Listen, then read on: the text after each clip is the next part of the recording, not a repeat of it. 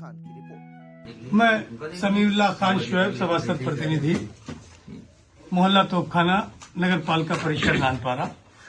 जिस तरह से election commission of India SIR बड़ी जोशो खरोश के साथ ये वर्क चल रहा है, जिसमें पूरा एडमिनिस्ट्रेशन और उसमें सम्मानित जनप्रतिनिधि हम लोग भी दिन रात लगभग समझ लीजिए कि 12, 14, 15, 16, 18 घंटे मेहनत मशक्कत करके अपने BLOs के साथ में लग करके कि कोई भी आदमी वंचित न रह जाए, किसी का नाम जो है वोटर लिस्ट से कट ना पाए। अगर वो सिटीजन है, नागरिक है, तो उनका नाम एक सा होना चाहिए। लेकिन अब बहुत सी दिक्कतें सामने आ रही हैं, क्योंकि इलेक्शन कमीशन ऑफ इंडिया ने 4 नवंबर से 4 दिसंबर तक इसकी डेट दी थी SIR फॉर्म सबमिट करने के लिए। सबसे बड़ी दिक्कत तो ये हुई कि 14, 15 तारीख से 16 तारीख से हम नगर पालिका परिषद नानपारा वालों को जो SIR फॉर्म वितरण हुआ, 15 दिन हम वैसे लेट रहे। अब 15 दिन के बाद अब जब इसमें बड़ी समस्याएं, जटिल समस्याएं आ रही हैं। अब एक हमारे वार्ड की अनफॉर्चुनेटली इतनी बड़ी समस्या आ गई, ये पता नहीं किस तरह से इलेक्शन कमीशन ऑफ इंडिया से ये ब्लाइंडर मिस्टेक हो गया कि हमारे तकरीबन 1879 मतदाता, भाग संख्या 295, 133 नानपारा 2003 की सूची पूरी तरीके से मिस है। हमारा data he election commission of India ने इसको जो है फीड ही नहीं करवाया। जो सबसे पहले वर्क दिया गया था हमारे BLOs को कि ये लीजिए 2025 की सूची और 2003 की सूची, 2003 की सूची में से 2025 की सूची चिन्हित करिए। जितने मतदाता है इनको सबको जो है मैपिंग करिए। इसकी एक भी मैपिंग का कार्य हमारे वहां नहीं हुआ है। हमारे वहां जो नई सूची है 2025 की, एक भाग संख्या 181 है, एक 182 है।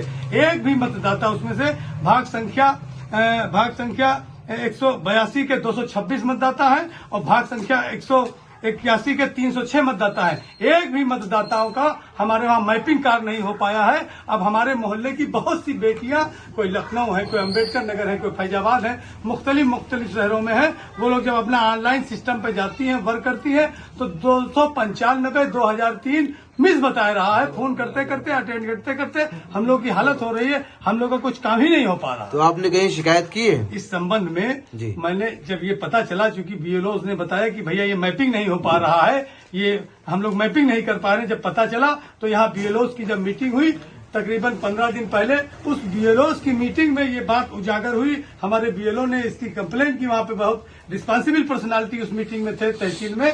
उसके बाद मैंने एक एप्लीकेशन लिखा, अपनी SDM मैम के पास गया, पूरी बात वाजे की, एक प्रति आवेदन मैंने उनको दिया और उसके बाद में मैंने कलेक्टर साहब को, ये मैंने SDM मैम को अपनी एक प्रति आवेदन ये दिया 6 तारीख को।